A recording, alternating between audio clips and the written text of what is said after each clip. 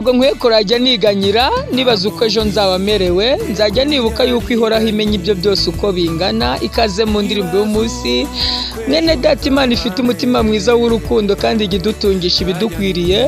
Yesu yigeze kubwira abigishwa be, arababwira ati namwe nimusenga ntimukavuga amagambo muyasubiramo hato na hato nk'uko abapagani bagira, bibwira ko kuvuga menshi ari byo bituma bumvirwa, ngo nuko ntimugase nabo ngo kuko so azi ibyo mukennye mutarabimusaba. Niyambwiye ngo Imana izi ibyo ushaka mbere yuko ubisaba, ahubwo ujye wibuka yuko ihoraho imenya ibyo byose uko bingana, kubera ko ifite umutima mwiza w'urukundo kandi umubabaro wawe uzajya uwuhinduramo umunezero. Yesu aguhe ihumure ryo mu mutima kandi aguhumuriza kwiteho. Imana iguhe umugisha mu izina rya Yesu, amen.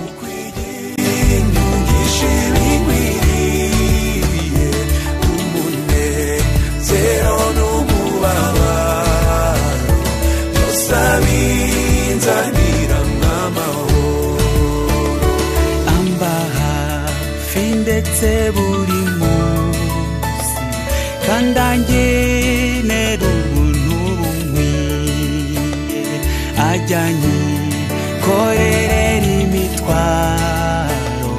Niwe data kandi niwe mana, nguko kwajya ntunga buri munsi, ajya ndamira muri byo byose.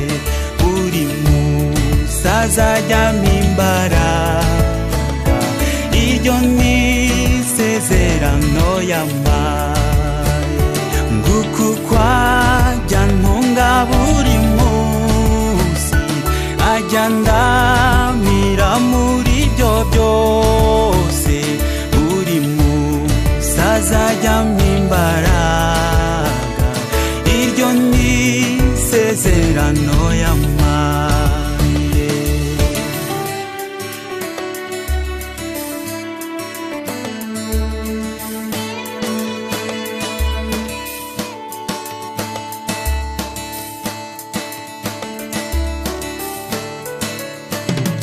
Mana yanjye komeza